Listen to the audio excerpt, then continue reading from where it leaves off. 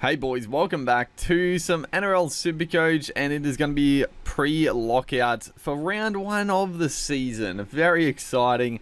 You can see the countdown there, 20 hours to go before the first game of the round, which is Parramatta v Melbourne. A very exciting first game, it's got to be said. But I thought, you know what, I wasn't gonna do another video, but I just love talking about Supercoach. I thought I would go through again my bait. Like I've pretty much locked in the team. There's a couple of guys that I'm umming and ahhing about for sure, but I'm pretty I gotta be honest, I'm looking at the team now and I think it looks pretty good overall.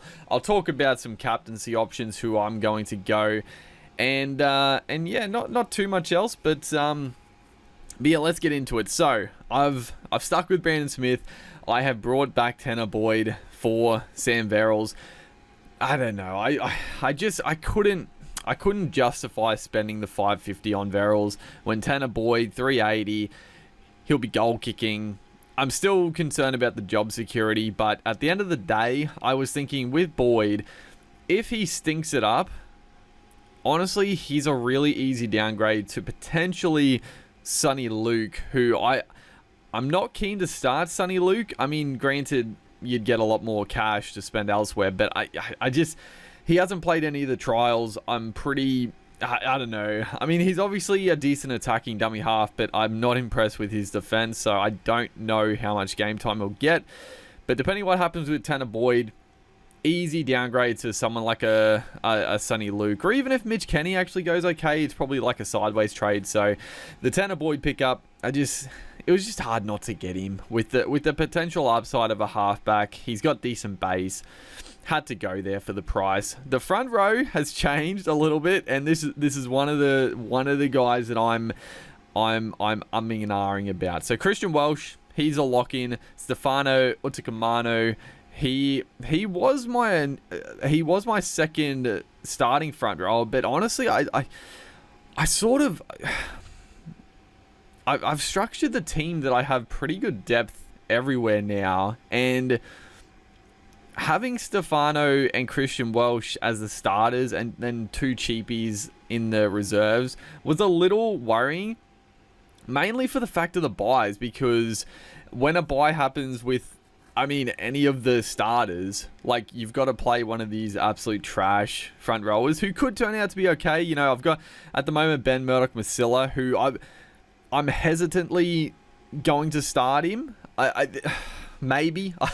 It's another one I'm not sure. Like, obviously Franklin Palais has sort of shot up a little bit with potential minutes, and that's why I've gone Ryan Sutton. The fact that Patolo is out long term, Luke Thompson is out long term.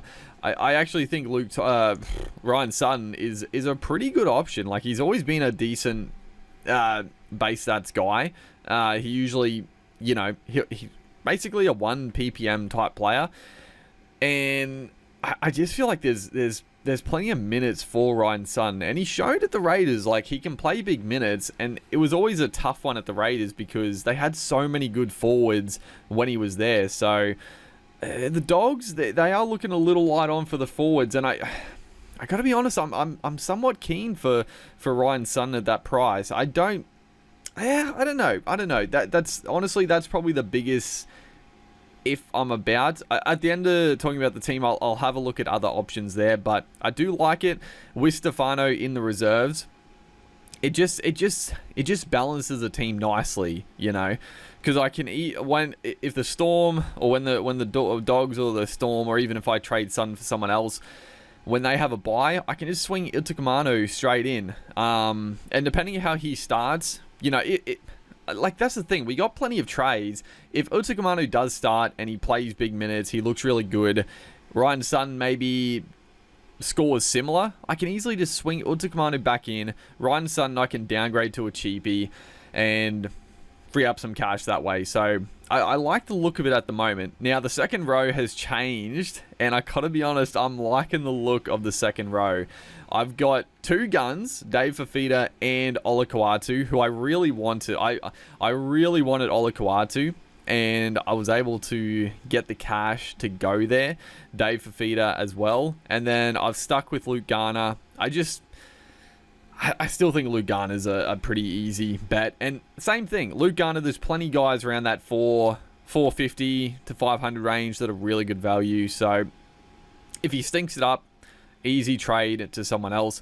Teague Wilton, it is annoying with Nico Hines out. Like, the Sharks are definitely a weaker team for that. But Teague, I'm just hoping he plays big minutes. Like, I know Wade Graham's on the bench, but surely Teague plays near enough to 80 minutes. Like, I just can't understand why Wade Graham would come on in place of Wilton. It might happen for 20 minutes. It would be annoying if it does.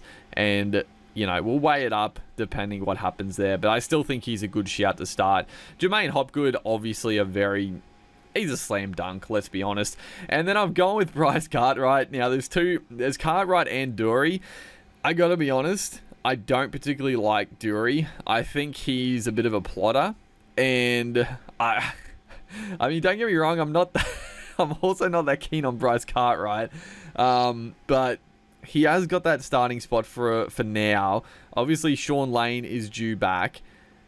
But I would expect Sean Lane to come back in place of Dury. I mean, I guess depending which one of those guys kills it. You know, if Dury comes out and plays really well, then Cartwright could be dropped and vice versa. Obviously, Ryan Madison is due back. What's he out for? 4 weeks? But again, I would think Madison... Well, I don't know. Madison playing through the middle off the bench like he did last year, I would expect. And then, yeah, I guess there's a spot there potentially. There's a couple other cheapies in the back row, but honestly, Cartwright is the other probably guy that I'm not entirely sure of. And I guess I didn't mention Murdoch Masilla. I mentioned him briefly, but the reason I've gone with Murdoch Masilla is that I saw on Twitter that the reports is that Jack Bird is back for round 2, which it seems bad, but they're tipping that Bird plays at lock, which will mean Murdoch Masilla keeps that spot in the back row. I mean, he played big minutes in the trials. He's 230k. You know, a lot of cheap front row options are real plotters. And I don't hate Franklin Pele, but I just can't see Pele getting big minutes regardless. And his PPM might be really good, but he might only play like 30 minutes. If he gets like 40 points, that's good. But someone who's playing big minutes on the edge, if it happens, yeah, that's an iffy one as well. But we'll look there. The halves haven't really changed. No, Cleary, Dewey, Sam Walker, who I still really like, and then Katoa has still got that second 5'8" spot. Now, obviously, I just want to temper people's expectations of Katoa. Like, I wouldn't be shocked if Katoa gets dropped after a few games and Milford fights his way back into the side. But the thing that I'm not concerned about is Josh Schuster is there. Like, and that's the thing with Cartwright as well. And whatever cheapie I go in second row or Katoa, Schuster is just there. Depending who either makes the most cash quickly or who's stinking it up and isn't going to get any cash, they're going to be swung straight to Schuster when he's back in the team in, like, I don't know, round 3 or 4, depending what happens there. So that's why I'm not too concerned about Katoa or whoever I go in the second row cheapie spot. But yeah, that's why. The center wing is where we've made a couple of changes. Now, I completely forgot about Taruva. I think the last video I uploaded, I didn't have Taruva in the side. For some reason, I thought I'd already had him in there. But obviously, I needed to find a spot for Taruva. I've still stuck with Lockie Miller. I've gone with Val Holmes. Did I have him in the last video? I think I might have, but Val Holmes, Lockie Miller, Klokstad, and Taruva. Now, obviously, the cheapies pick themselves: Alamotti, Khan Pereira, and Warbrick. They're just the best centre wing cheapie options, I think. I think that There's a couple other guys, I guess, in the wings, but they're the three. They're the three main ones. But, yeah, the starters, I've gone with the two big boys. Val Holmes, obviously. And mainly because the main reason why I was still keen to get Holmes in was the fact I don't have any Cowboys. And the Cowboys do have a really good draw to start. Holmes is goal kicking. Is he going to do as good as last year? Maybe, maybe not. But I just love watching Holmes play. And I think he is one of the centre wings that could hurt you if you don't start with. Lockie Miller, I'm still taking the punt on Miller. I don't... Does it have his... I don't know what his... I don't think he's that highly owned, but 600k, it's not cheap, but I don't know. I'm thinking Miller's going to have a big year. I think Ponga is going to click at 5'8", and I'm expecting big things. Clockstad, I was definitely tempted to pick someone else over Clockstad, but honestly, for the price, I just think Clockstad is going to not get back to the form he showed a couple of years ago, but I think he's definitely the safest and best value pick of those like fullback options. And obviously before like the trials and stuff, like I mean, I was so keen to go Sullivan, I was so keen to go Hayes Perham, but just with the amount of cheapies that have sort of taken spots now, I just think Clockstad out of all those guys he's just the best option. And then Taruva, I'm not sold on whether I'm going to play Taruva in the starting team or not. That's one thing. I'll talk about that as well. The fullbacks, again, they picked themselves, Tedesco and Trebojevic. Now, I'll talk about the 17. So, the reserves are easy. I mean, Trebojevic, obviously. Sam Walker, no-brainer. Hopgood and Teague Wilton. That does mean no Utakamanu.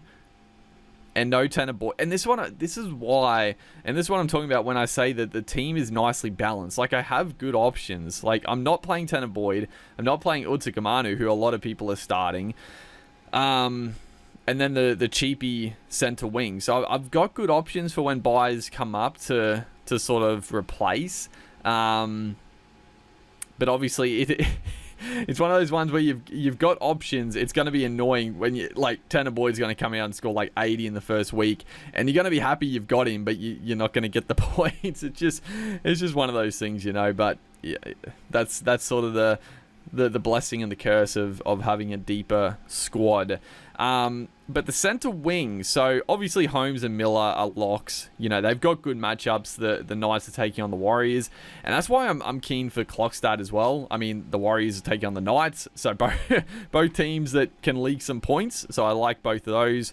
Cowboys, I mean, obviously you're going to play Holmes, but you know, taking on the Raiders at Queensland Country Bank Stadium, good matchup. And then the Panthers up against the Bronx. Now, I don't know. The Bronx are my team. I don't know what to expect from them. I am expecting bigger things, but are they going to defend well? Maybe.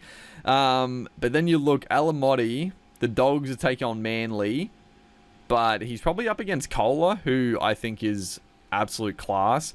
Cant Pereira, who was a try-scoring freak, they are taking on the Tigers in an afternoon game.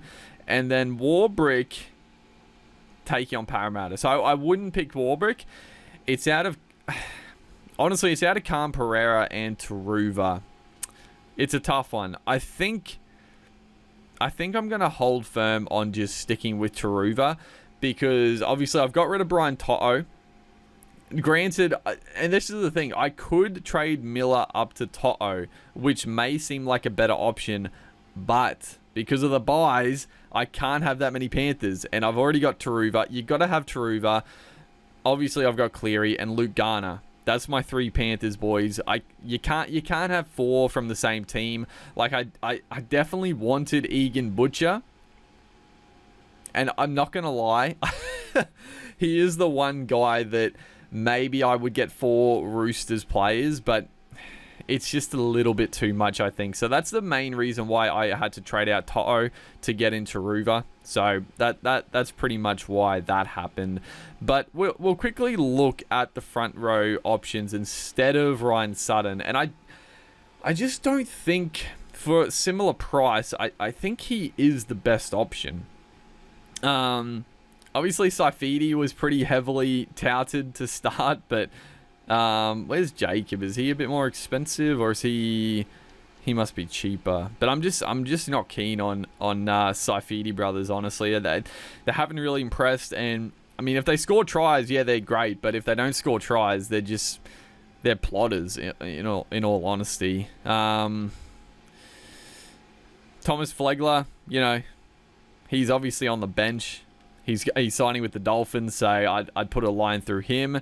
I mean, Lindsay Collins at 450, maybe a decent option. There's Ryan Sutton. Jacob Saifidi, 430k. I mean, Taniela Paseka, maybe he'll find a bit more form this year. But, yeah, everyone else around the same price. I'm just like, I feel like Sutton is just, he's just a pretty good option. Again, I could go cheap, because there are some decent cheap options still. Like, if we go down the list here, like Sean Kepi, that was who I had originally, Sean Kepi.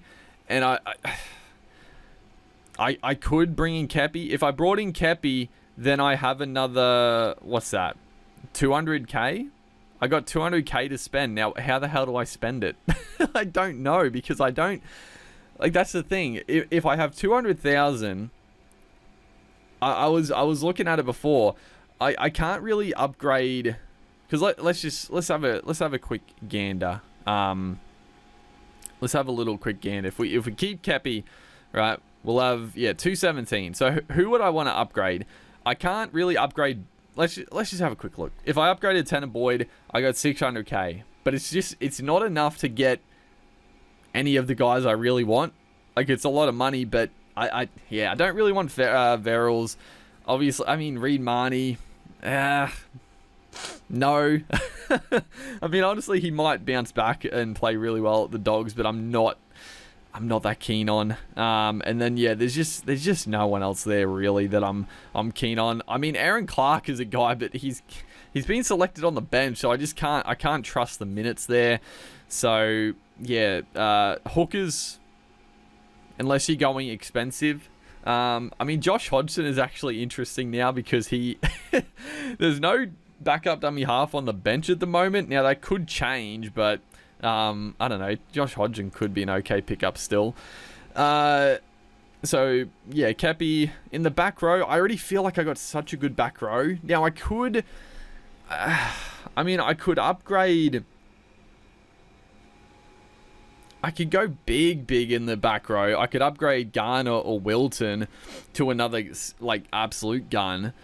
But is it worth it? Like, I think both these guys are potential, not keepers till the end of the year, but I think they're really good money makers that can score well. Hopgood, I'm definitely not going to upgrade. And then Cartwright, who I'm not that keen on. What do I have? 450. What is around that price range? I don't think there's a lot that I would really want. I mean, Helam Lukey, if he was back from injury, I would love to get, but obviously not. I mean, I could get Ryan Sutton in the back row, but who would I want? Cartwright or Kepi? I don't know, probably Kepi, if I'm being honest. Kalma Tuolangi? I mean, again, I'd have too many Seagulls players. I've already got Trbojevic, Olaquatu, and Kepi, so I've got too many Seagulls. I can't get Tuolangi. That's the thing with this one buy every week. You gotta be wary of how many of the same team. But I don't mind Tuolangi if I didn't have. I mean, I guess I could get rid of Kepi for Franklin Pele. Honestly, I don't mind the Tuolangi pickup. I mean, I like Eli Katoa, Niokore. I've sort of gone off these guys a little bit, but I could see myself going back there. I don't know. Is it worth going Ryan Sutton or just sticking with Utikamanu? This is the one main thing I'm not sure of, because I'm like, do I want another one of these mid-range second rowers? It's probably a good idea, just because, if I go Wilton, Garner, and either Liero, Katoa, or Niokore, probably 2 of the 3 are going to go good, and the one that doesn't, you can just downgrade or upgrade with some more cash to an actual gun. So I don't hate that. And then the only other position that I would be tempted, let's just put back in. I mean, there's Sean Bloor as well, but I'm just not keen on Bloor because Bateman's going to be back, and I think Bloor goes back to the bench. But again, if I go another mid-ranger, Bloor comes out, kills it, goes good for the next couple of weeks, then you can downgrade to a Bloor to make some money. So it's not a big deal. But put Cartwright back.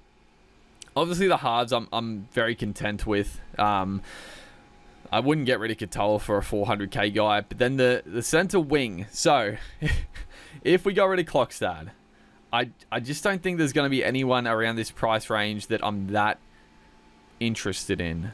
Everyone's like a bit more expensive. Like 600k is sort of the price you want. So if we go down, I mean, Bradman Best is a bit of a pod. Hadokar is 12%. That is crazy in my opinion. I don't know. Maybe he kills it this year, but that's wild. 12%. Maybe I'm a fool for not going in, but that seems outrageous. I mean, Sebastian Chris is apparently playing fullback, which I am shocked about. I got to check the team list again if he was actually named at fullback. That seems unreal. He does not seem like a fullback to me. But if he actually played a fullback, like I don't know. I don't really know if he would go that well though. Katoni Staggs, will he have a bounce back year? So yeah, I don't know, dude.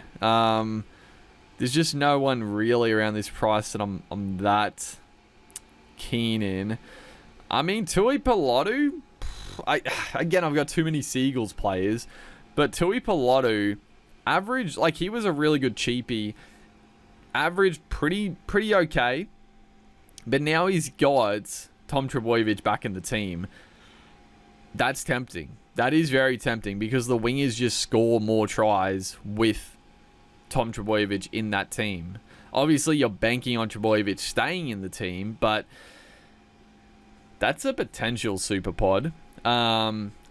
It's a shame that he's that expensive. If he was like 400k, man, oh man. I mean, I know I could still afford him. It's only 70k more, but again, Tui Pilotu or Ryan Sutton. I mean, honestly, Tui Pilotu probably sounds a bit better, right? Like Tui Pilotu was like a 40 base stat guy, and then he's got the upside. Ryan Sutton, if all goes well, he might be 55, 60 points. So, maybe this year, or the way the game is changing, going for the more upside center wing is maybe just the way to go. And honestly, I actually think get rid of Kepi because I've got too many Seagulls. Bring in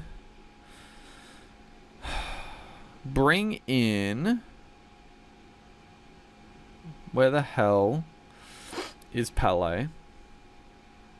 Where the hell are you, Pele?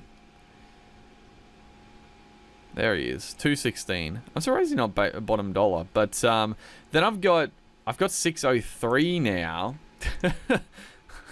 I could bring in Tui Pilotu. I could. Who else do we got? We got Herbie. I do love Herbie. If I don't think, have I got any Bronco? I got no Broncos. That that seems wild. I mean, I do love Herbie. Don't get me wrong. I love Suoli'i, but I got too many Roosters as is.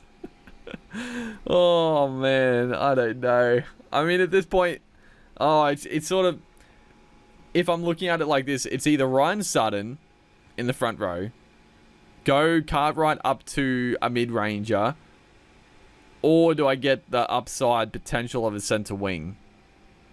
And I don't know. Because I think, I don't know, they've all got merit. I'm actually, I was actually really happy with the with the Ryan Sutton pickup in front row, but now the more I look at it, the more I'm talking myself out of it. So I'm I'm stuck. Do you go Selwyn Cobbo? He's 13%. I think Cobbo will have a good year, but Greg Marju. Who else? Who else have we got? I still don't mind the potential Tui Pilotu. I gotta be honest. I don't hate that. Anyone else? I mean, Xavier Coates obviously was injured for a bit last year. Kohler. Kohler could be a really sneaky pod as well. Just playing in a better attacking side. He has got... Like, Kohler has so much talent. Like, oh man, he is good. How is the Seagulls run look? I know they have the bye in round 2, which is annoying for sure. Bulldogs, Parramatta, South, Newcastle, Penrith. It's not a great first up, so yeah, probably not, but I don't hate it. Honestly, like, again, it's a fucking rooster, but Jackson Paulo, like, I don't rate him that highly, but it looks like he's got that wing spot cemented, and the Roosters, I would expect some big points, so he could absolutely kill it this year as well, honestly. Who else? Who else have we got? But that's the thing, it's like, well, do I even, but that's I actually like Charnsy, though. I like Chans. I think he's gonna go pretty well at the Warriors, playing fullback again. So that's why I'm now leaning towards getting rid of fucking Cartwright and just plugging in. But then the front row is so weak. I don't know. I mean, this'll wrap up the video. I'll quickly just put someone. I'll put someone in. Who do I like the most, honestly? I mean, even fucking Jesus Christ. Do you take the fucking super pod on Fitzgibbon? Playing outside Ponga. Fitzgibbon has been pretty dog shit, but he's got that back row spot now. He was in and out of the team last year. I've never really liked him, but Newcastle, they have the Warriors, West Tigers, Dolphins, Canberra Raiders, Manly. You know what? You know what, dude? You know what? Lachlan Fitzgibbon, get fucking in there. Now, am I going to have the balls to stick with this? I think I am, because again, the thing about it is that, one, he's a super fucking pod, and if he stinks it up, I can just trade him to one of the other mid-rangers that is going good. Again, I'm a little concerned about the front row, but if Murdoch Masilla keeps that second row spot and goes okay, then, you know, he's a good replacement as a second front rower if need be. So I like it. But who do I... But I want to play Fitzgibbon now. That's the problem. Who do I not play? I've got to play Fitzgibbon if I'm putting him in as a super pod. Shit. I've got... Oh no. This is the other issue with this. Obviously Trebojevic. Obviously Sam Walker. Hopgood. I mean, honestly, Hopgood is not a slam dunk in terms of... I mean, Hopgood is in terms of picking him. But I don't think he's not going to hurt you. Like, I don't think Hopgood's going to be scoring tries. So, at the moment, I'm leaning towards that. Because, again, I like the Luke Garner. I got too many damn back rowers. That's my problem. But that's the team. That's the team. I'm actually really liking Fitzgibbon. I don't like him that much as a player, but I like it. I don't have too many knights, do I? No, I've only got the 2 knights. That balances the team a little bit nicer as well. So that's what I've gone. I've gone super pot with Lachlan Fitzgibbon. Oh, again, it's not gonna ruin the season. That's the thing you got to remember. You can go with the odd pod to start the year. If they stink it up, it's not gonna break the season. Like I started pretty poorly last year. I still finished like what I finished, like in the top 100 still. So it's not that big a deal. We got more trades. You don't want to absolutely burn trades for no reason, but yeah, that's what I'm leaning towards. But yeah, hopefully you guys are enjoying the Supercoach content pre-lockout. This I wasn't really expecting to make this many changes. Every time, dude, every time I open it up before the round, it's just so easy to make trades and make changes to the team to try and just make it that little bit better. And did I make it better or did I make it worse? I don't know. I mean, if I'm looking at it objectively, I prefer Fitzgibbon over Ryan Sutton. Now, Ryan Sutton would have better base than Fitzgibbon, but he doesn't have the upside. Fitzgibbon, at worst, what's he going to get? 40? Like, Ryan Sutton could only get 40, 45 anyway. So, yeah, I'd probably prefer the Fitzgibbon over Sutton. And I prefer Clockstad than going a more expensive guy like a Kohler anyway. So, that's what I'm leaning towards. Hopefully, you guys are enjoying. I'll try not to make any more changes, but we'll see. Tomorrow, before the round kicks off, I'll have another look. To see what we can do. But that'll do. This will be the last video before the round starts. Hopefully, everybody in the league does well. You know, if you don't fret. Again, it's you can make up so much ground really quickly in Supercoach. So if you stink it up in round 1, it's really not that big a deal. You can't worry about it too much. But make sure to like and comment, and I'll see you guys in the next one.